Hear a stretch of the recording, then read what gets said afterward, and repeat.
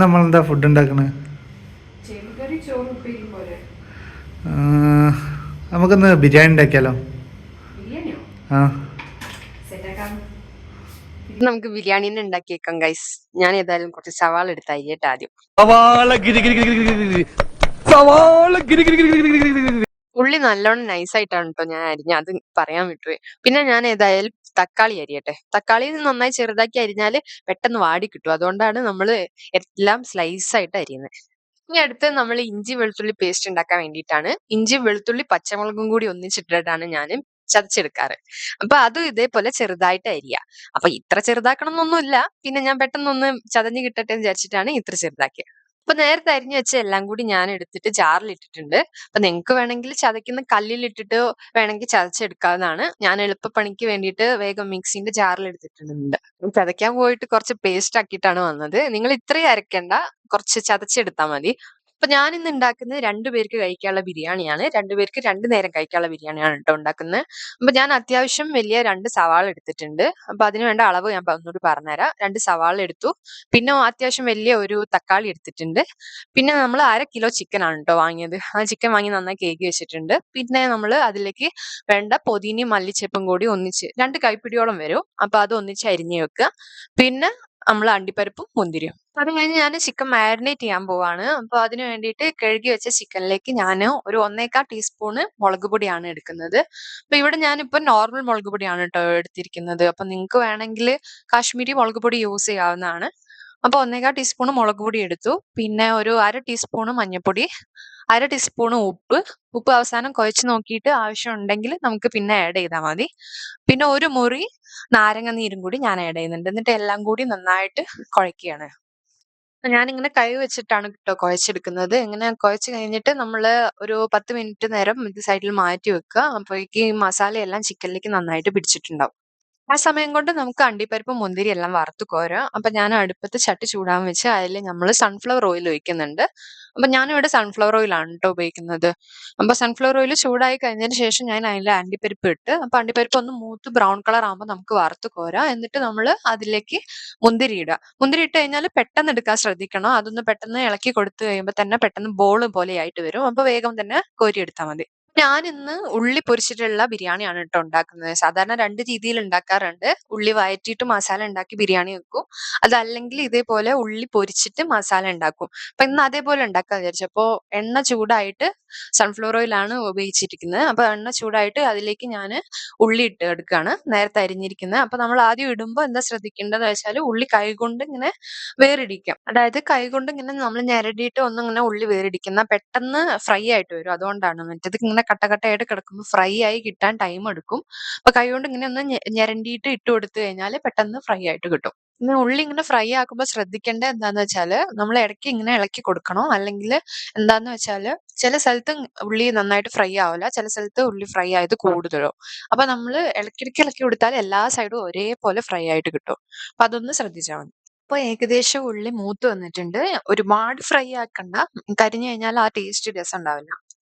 അപ്പൊ ഇത് ഞാൻ കണ്ടില്ലേ, ഏകദേശം ഒന്ന് ചോത്ത് എല്ലാ സൈഡും ഒരേപോലെ ഇങ്ങനെ മൂത്ത് വന്നതാണ്. ഈ സമയത്ത് ഞാൻ അത് വേഗം കോരുകയാണ് കേട്ടോ. 2 സെറ്റായിട്ടാണ് ഞാൻ ഉള്ളി ഫ്രൈ ചെയ്തത്. അതായത് എണ്ണയിൽ അത്യാവശ്യം ഇങ്ങനെ മുങ്ങി നിൽക്കണം, എന്നാലേ പെട്ടെന്ന് മൊരിഞ്ഞു വരുള്ളൂ. അപ്പൊ അതല്ലെങ്കിൽ അത്യാവശ്യം ടൈം എടുക്കും ഫ്രൈ ആയിട്ട് കിട്ടാൻ വേണ്ടിയിട്ട്. അതുകൊണ്ട് ഞാൻ 2 സെറ്റായിട്ട് പൊരിച്ചതാണ്. അപ്പൊ ഇതേപോലെ തന്നെ ഫ്രൈ ചെയ്തിട്ട് ഒരു ഏകദേശം ഒരു ചുവന്ന് എല്ലാ സൈഡും ഒരേപോലെ മൂത്ത് വന്നപ്പോൾ ഞാൻ അത് കോരി മാറ്റി വെച്ചിട്ടുണ്ട് കേട്ടോ. അങ്ങനെ എന്റെ ഉള്ളി പൊരിക്കലൊക്കെ കഴിഞ്ഞിട്ടുണ്ട്. ഇനി അടുത്തതായിട്ട് ഞാൻ ചിക്കൻ പൊരിക്കാൻ പോവാണ്. അപ്പൊ ചിക്കൻ പൊരിക്കാൻ വേണ്ടിയിട്ട് ഞാൻ അടുപ്പത്ത് ചട്ടി വെച്ച് സൺഫ്ലവർ ഓയിൽ ഒഴിച്ച് കൊടുത്തിട്ടുണ്ട്.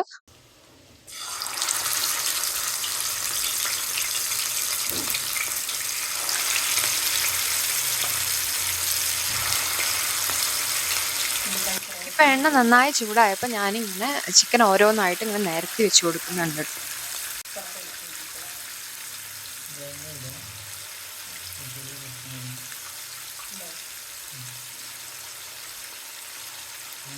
ഞാൻ ചിക്കൻ പൊരിക്കുമ്പോൾ ഒരുപാട് ഇങ്ങനെ മുരിച്ച് ഡ്രൈ ഫ്രൈ ആക്കാറില്ല. ബിരിയാണിക്ക് നമുക്ക് കുറച്ചും കൂടി എനിക്ക് തോന്നുന്നു ടേസ്റ്റ് ആയിട്ടുള്ളത് ഏകദേശം ഒരു ഷാലോ ഫ്രൈ ആയിട്ട്. അപ്പൊ 2 ഭാഗവും ഒരു പകുതി രീതിയിൽ മൊരിഞ്ഞു വരുന്ന രീതിയിലാണ് ഞാൻ ബിരിയാണിക്ക് എടുക്കാറ്. അപ്പൊ ഒരു ഭാഗം ഞാൻ പകുതി മൊരിഞ്ഞതിന് ശേഷം മറച്ചിട്ടിട്ട് മറ്റേ ഭാഗം മൊരിച്ചെടുക്കുന്നുണ്ട്. അങ്ങനെ ചിക്കൻ ഇതേപോലെ 2 ഭാഗവും ഏകദേശം മൊരിഞ്ഞു വന്നപ്പോ ഷാലോ ഫ്രൈ ആയിട്ട് വന്നപ്പോ ഞാനത് കോരി മാറ്റി വേറെ ബൗളിലേക്ക് ആക്കിയിട്ടുണ്ട്. ഇനി ഞാന് ബിരിയാണിക്കുള്ള റൈസ് ഉണ്ടാക്കാൻ പോവാണ് ട്ടോ ആദ്യം. മസാല ഉണ്ടാക്കുന്നതിന് മുന്നേ ഞാൻ റൈസ് ഉണ്ടാക്കാറുണ്ട്. അതാകുമ്പോ ഒരു അടുപ്പത്ത് നമ്മള് മസാല റെഡി ആക്കിക്കൊണ്ടിരിക്കുമ്പോ തന്നെ റൈസ് വേവും. അപ്പൊ നമുക്ക് പെട്ടെന്ന് തന്നെ ദം ഇടാൻ പറ്റും. അപ്പൊ റൈസ് ചൂടാറുന്നതിന് മുന്നേ ദം ഇടുന്നതാണ് ഏറ്റവും ബെറ്റർ. അപ്പൊ അതിന് വേണ്ടിയിട്ട് ഞാന് ചട്ടി അടുപ്പത്ത് വെച്ച് ചൂടാക്കിയിട്ട് അതിലേക്ക് കുറച്ച് ഗീ ഇടുന്നുണ്ട്. എന്നിട്ട് നേരത്തെ ഞാൻ കഴുകി മാറ്റി വെച്ചിരിക്കുന്ന അരി എടുത്ത് ഇതിലേക്ക് ഇട്ട് വറക്കുകയാണ് ചെയ്യുന്നത്. പറയാൻ വിട്ടുപോയി, ജീരകശാല അരിയാണ് ട്ടോ ഞാൻ എടുത്തിരിക്കുന്നത്. അപ്പൊ ജസ്റ്റ് ഒന്ന് ഫ്രൈ ചെയ്താൽ മതി. ഒരുപാട് നമ്മൾ കുറെ നേരം റോസ്റ്റ് ചെയ്ത് കഴിഞ്ഞു വെച്ചാല് അരി നന്നായിട്ട് ഉറപ്പാവും. അപ്പൊ നമ്മൾ ബിരിയാണി വെച്ച് കഴിഞ്ഞാലും എന്താണ് റൈസിന് ഇത്ര മൃദുത്വം ഉണ്ടാവില്ല. അപ്പൊ നല്ല സോഫ്റ്റ് ആയിട്ട് കിട്ടണമെങ്കിലും പക്ഷെ വേറിട്ട് നിൽക്കണമെങ്കിലും വേണ്ടിയിട്ടാണ് ഞാനിങ്ങനെ ജസ്റ്റ് ഒന്ന് സോട്ട് ചെയ്യുന്നത്. കുറച്ച് നേരം വറുത്താൽ മതി. ഞാൻ ബിരിയാണി മേക്കിങ്ങിൽ അടുത്ത മെയിൻ പരിപാടിയിലേക്ക് കിടക്കുകയാണ്. റൈസ് ഉണ്ടാക്കാൻ പോവാം. അപ്പൊ റൈസ് ഉണ്ടാക്കാൻ വേണ്ടിയിട്ട് ഞാൻ ചട്ടി ഇതേപോലെ അടുപ്പത്ത് വെച്ചിട്ടുണ്ട്. അപ്പൊ ഒരു ബിരിയാണി ചെമ്പ് പോലെ അടി കട്ടിയുള്ള പാത്രമാണ് ട്ടോ വെച്ചത്. അത് ചൂടായിട്ട് വന്നപ്പോ അതിലേക്ക് കുറച്ച് ഗീ ഒഴിച്ചു.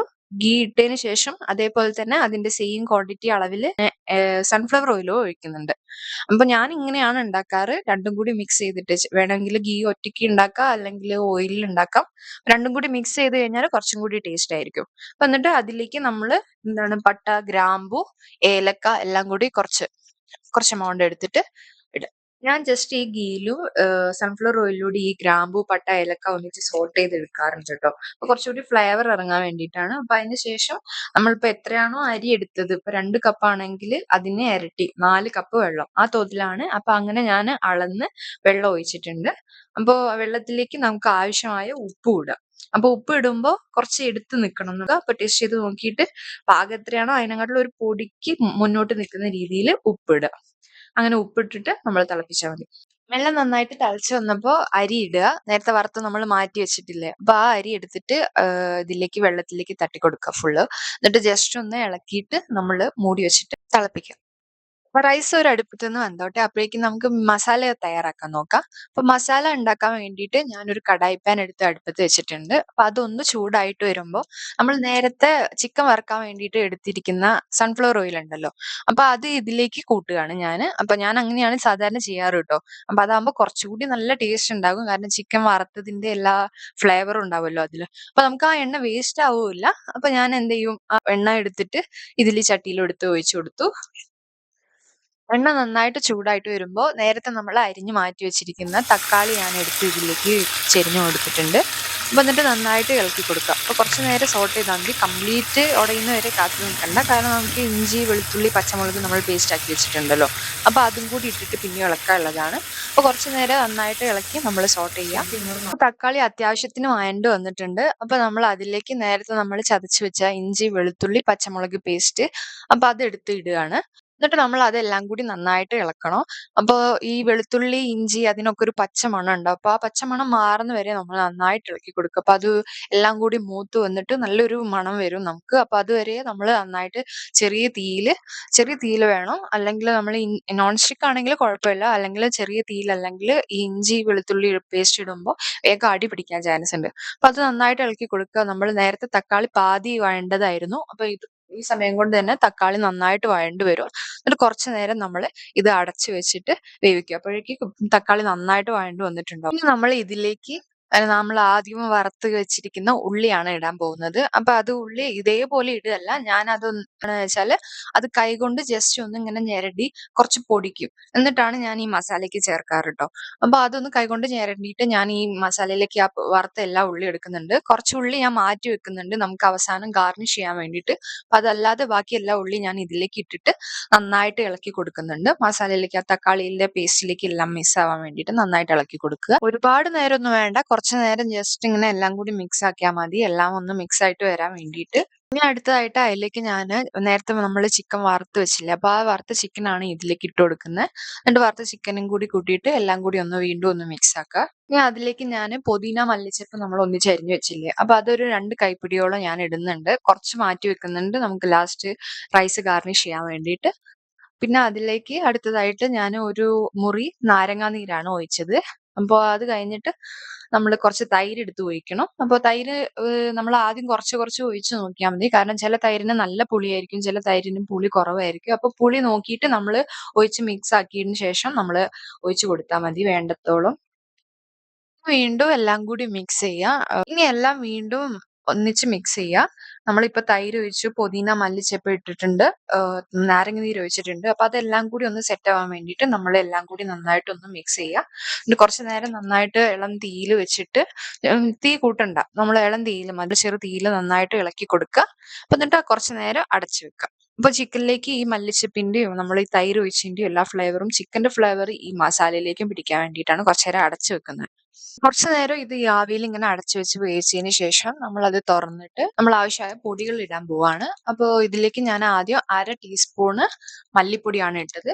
പിന്നെ 1/4 ടീസ്പൂൺ മഞ്ഞൾപ്പൊടി. നമ്മൾ വറക്കുന്ന സമയത്ത് ആവശ്യത്തിനുള്ള മഞ്ഞൾപ്പൊടി ഇട്ടിട്ടുണ്ട്, അതുകൊണ്ട് 1/4 ടീസ്പൂൺ മഞ്ഞൾപ്പൊടിയാണ് ഇടുന്നത്. പിന്നെ ജസ്റ്റ് ഒരു കളറിന് വേണ്ടിയിട്ട് 1/4 ടീസ്പൂൺ മുളക് പൊടി. പിന്നെ ഒരു 1/4 ടീസ്പൂണിന്റെ അടുത്ത് ബിരിയാണി മസാല ഞാൻ ചേർക്കുന്നുണ്ട്. എന്നിട്ട് നമ്മൾ എല്ലാം കൂടി നന്നായിട്ട് മിക്സ് ചെയ്ത് നോക്കാം. ഈ സമയത്ത് കുറച്ച് വെള്ളം ചേർക്കാം നമുക്ക്. അപ്പൊ ഒരു 1/2 ഗ്ലാസിന്റെ അടുത്ത് മതി. ഞാൻ നേരത്തെ നമ്മൾ ജാറിലില്ലേ, ആ ജാറിൽ ഞാൻ കുറച്ച് വെള്ളം മിക്സ് ആക്കിയിട്ട് അതാണ് ഒഴിക്കുന്നത്. ഈ സമയത്താണ് നമ്മൾ ഉപ്പ് ചെക്ക് ചെയ്യുന്നത്. അപ്പോ നമുക്ക് ഉപ്പോ അല്ലെങ്കിൽ തൈരിന്റെ പുളിയോ കുറവുണ്ടെങ്കിൽ ഇത് നന്നായിട്ട് മിക്സ് ചെയ്ത് നോക്കിയിട്ട് കുറവുള്ളത് നമുക്ക് ഇപ്പൊ ഒഴിച്ചു കൊടുക്കാവുന്നതാണ്. എന്നിട്ട് ഇത് ഒരു കുറച്ച് നേരം, ഒരു മിനിറ്റിന്റെ അടുത്ത് നമ്മൾ ഇത് അടച്ചു വെക്കുക. അപ്പൊ അടച്ചു വെക്കുമ്പോഴേക്ക് ഇതെല്ലാം കൂടി സെറ്റ് ആയിട്ടുണ്ടാകും. അപ്പൊ നമ്മളുടെ മസാല റെഡി ആയിട്ടുണ്ട് ഇവിടെ. ഇനി നമ്മുടെ ബിരിയാണി മേക്കിങ്ങിലെ ഏറ്റവും ഫേവറേറ്റ് ആയിട്ടുള്ള പാർട്ടിലേക്ക് കിടക്കാം, ദമ്മിടുക. അപ്പൊ ബിരിയാണി ദമ്മിടാൻ വേണ്ടിയിട്ട് ഞാൻ അടി കട്ടിയുള്ള ഒരു പാനാണ് എടുത്തിരിക്കുന്നത്, ഒരു ബിരിയാണി ചെമ്പ് പോലത്തെ ഒരു പാത്രം. അപ്പൊ അതിലേക്ക് ഞാൻ ആദ്യം തന്നെ ചട്ടി ചൂടാവുമ്പോൾ ഞാൻ വേഗം മസാലയാണ് ഇട്ട് കൊടുക്കുന്നത്. അടിയിൽ ഫുള്ള് മസാല ഇട്ട് കൊടുത്തിട്ട് അത് നന്നായിട്ട് ഒരേപോലെ നിരത്തി വെക്കും. അപ്പൊ അതിനുശേഷം അതിന്റെ മുകളിലേക്ക് നമ്മൾ പകുതിയോളം ചോറ് ഇട്ട് കൊടുക്കുകയാണ് ചെയ്യുന്നത്. അപ്പൊ ചോറ് ഞാനിപ്പോ വേറൊരു അടുപ്പത്ത് വെച്ചു എന്ന് പറഞ്ഞിട്ടുണ്ടായിരുന്നില്ല. അപ്പൊ ആ റൈസ് ഓൾറെഡി വെന്തിട്ടുണ്ടായിരുന്നു. അപ്പൊ അത് നമ്മൾ എടുത്തിട്ട് ഈ മസാലേന്റെ മുകളിലേക്ക് നിരത്തി കൊടുക്കുകയാണ്. അപ്പൊ മസാലേന്റെ മുകളിൽ ഞാൻ ഇടുമ്പോ ഫുള്ള് കംപ്ലീറ്റ് റൈസ് ഇടുന്നില്ല. ഒരു പകുതി മുക്കാലോളം മാത്രമാണ് ആദ്യം ഇട്ട് കൊടുക്കുന്നത്. എന്നിട്ട് അതിന്റെ മുകളിൽ നമ്മൾ അണ്ടിപ്പരിപ്പും മുന്തിരിയും നമ്മൾ നേരത്തെ ഫ്രൈ ചെയ്തിരിക്കുന്ന ഉള്ളിയും പിന്നെ മല്ലിച്ചപ്പ്, പുതിന എല്ലാം കൂടി ഗാർണിഷ് ചെയ്യും. എന്നിട്ട് അതിന്റെ മുകളിൽ ബാക്കി വരുന്ന റൈസും കൂടി ഇട്ടിട്ട് പിന്നെ കംപ്ലീറ്റ് ലാസ്റ്റത്തെ ഗാർണിഷിംഗ് ആണ് എല്ലാം കൂടി ചെയ്യുന്നത്. So finally the wait is over. നമ്മൾ ദമ്മ് പൊട്ടിക്കാൻ പോവാണ്. ഓക്കെ, അങ്ങനെ നമ്മുടെ ബിരിയാണി എല്ലാം റെഡി. ഇനി അതിന് കൂട്ടാൻ വേണ്ടിയിട്ട് നമ്മൾ സൈഡ് ഡിഷ് ആയിട്ട് പൊതീന ചമ്മന്തി ഉണ്ടാക്കാൻ പോകണം. പൊതീന ചമ്മന്തി ഉണ്ടാക്കാൻ കുറച്ച് ചെറിയ തേങ്ങ, പിന്നെ 2 പച്ചമുളക്, പിന്നെ 2 ചെറിയ കഷ്ണം ഇഞ്ചി, പിന്നെ കുറച്ച് പൊതീന ഇല, പിന്നെ ആവശ്യത്തിന് ഉപ്പും കൂട്ടിയിട്ട് നമ്മൾ മിക്സിയിൽ ഒരു വല്ലാതെ പേസ്റ്റ് ആക്കണ്ട, എന്നാലും ഗ്രൈൻഡ് ചെയ്തെടുക്കുക. എന്നിട്ട് അവസാനം കുറച്ച് ശകലം സുർക്കയും കൂടി ഒഴിച്ച് കഴിഞ്ഞാൽ നമ്മുടെ പൊതീന ചമ്മന്തി റെഡി. അങ്ങനെ നമ്മൾ നമ്മുടെ ബിരിയാണി കഴിക്കാൻ പോവാണ്.